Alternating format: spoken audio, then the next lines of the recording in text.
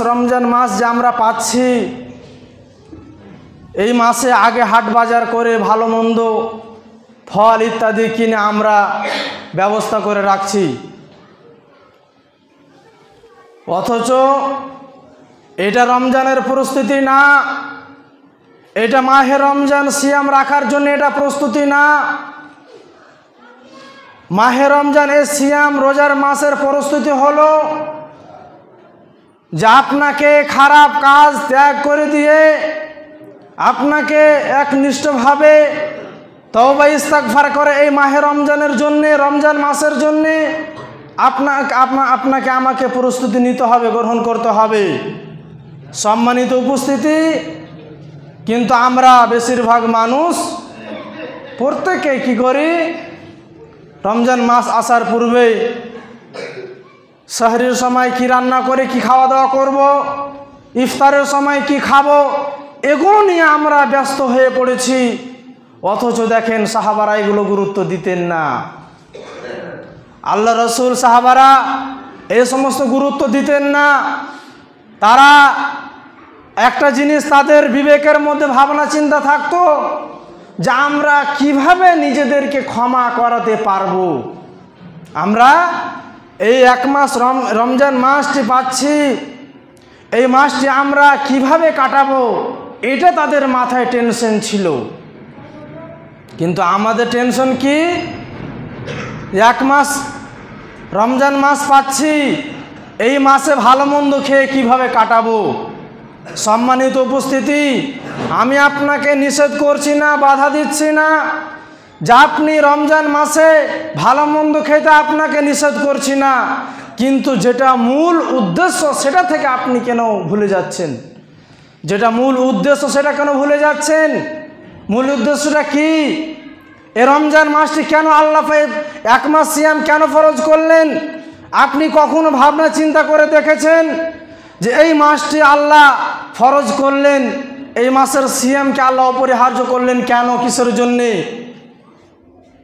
এবং 11টি মাস রয়েছে, তার থেকে উত্তম বরকতময় মাস, এবং এই মাসটিতেই এক রজনী এক রাত্রি, যে রাত্রিতে পবিত্র কোরআন অবতীর্ণ হয়েছে, নাজিল হয়েছে।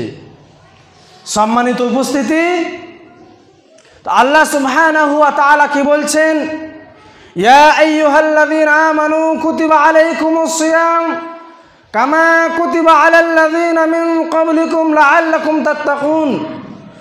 পবিত্র গ্রন্থ আল কোরআনুল কারীমের সূরা বাকারার 183 নম্বর আয়াতের মধ্যে আল্লাহ বলছেন, ইয়া আইয়ুহাল্লাযীনা আমানু, হে ঈমানদার বিশ্বাসী বান্দারা, যারা আমার প্রতি ঈমান এনেছো, আমাকে রব হিসাবে স্বীকার করেছো, যারা আমাকে আল্লাহ হিসাবে মেনে নিয়েছো, কুতিবা আলাইকুমুস সিয়াম, আমি তোমাদের প্রতি এই সিয়াম, এ রোজাকে ফরজ করলাম, অপরিহার্য করে দিলাম। আমি এই সিয়াম রোজাকে, এক মাস রোজা সিয়ামকে আমি তোমাদের প্রতি ফরজ করে দিলাম, অপরিহার্য করে দিলাম, বাধ্যতামূলক করে দিলাম। কামা কুতিবা আলাল্লাযীনা মিন ক্বাবলিকুম, শুধু তোমাদের প্রতি না, তোমাদের পূর্বে যারা দুনিয়াতে এসেছিল, তোমাদের পূর্বে যারা দুনিয়াতে আগমন হয়েছে, এসেছে, তাদের প্রতিও সিয়াম ফরজ ছিল। তবে তাদের সিয়ামের পদ্ধতি ছিল ভিন্ন, তাদের সিয়াম, তাদের রোজা রাখার পদ্ধতি ছিল ভিন্ন। আমাদের মতো এক মাস সিয়াম ছিল না, তাদের পদ্ধতি অন্যরকম ছিল। সম্মানিত উপস্থিতি, এই কথা কে বলছেন? মহান আল্লাহ পাক রব্বুল আলামিন, তিনি বলছেন যে তোমাদের প্রতি এক মাস সিয়ামকে ফরজ করলাম, অপরিহার্য করে দিলাম। কেন?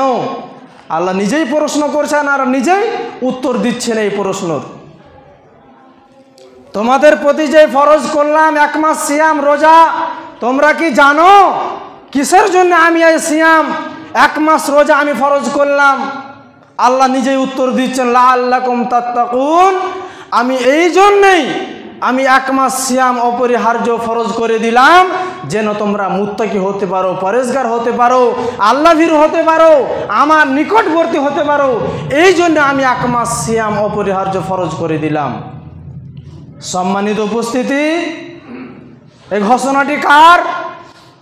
কোনো পৃথিবীর মানুষের, কোনো নবীর, কোনো আলেম ওলামার না, স্বয়ং আল্লাহ সুবহানাহু ওয়া তাআলা বলছেন যে লাআল্লাকুম তাত্তাকুন, আমি এই জন্য এই মাসটি অপরিহার্য ফরজ করে দিলাম যাতে করে তোমরা পরেজগার, মুত্তাকি, ঈমানদার হতে পারো।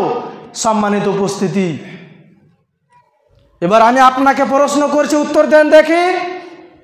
আপনি 1 মাস সিয়াম রাখছেন, রোজা রাখছেন, রাখার পরে যখন ঈদের চাঁদ উঠে গেল, ঈদের চাঁদ উঠার পরে 1 মাস সিয়াম রাখলেন, 1 মাস ধরে সিয়াম পালন করলেন, সালাত আদায় করলেন। সালাত আদায় করার পরে আপনি যখন ঈদের চাঁদ উঠে গেল, ঈদের চাঁদ উঠার পরে আপনি ঈদগাহে গিয়ে ঈদের সালাত আদায় করে আপনার রোজাও শেষ আর সিয়ামও শেষ, একবারে নিজেকে পরিষ্কার করে মসজিদ থেকে বের হয়ে গেলেন। সম্মানিত উপস্থিতি, এটার নাম ইত্তাকিল্লাহ। এটাই আপনি পরিবর্তন হলেন। কেননা আল্লাহ যে বলছেন যে লাআল্লাকুম তাত্তাকুন, আমি তোমাদের জন্য সিয়াম এই জন্য ফরজ করলাম যেন তোমরা মুত্তাকি হতে পারো, পরেজগার হতে পারো। আপনি কই পরেজগার হতে পারলেন? আপনি মুত্তাকি কই হতে পারলেন?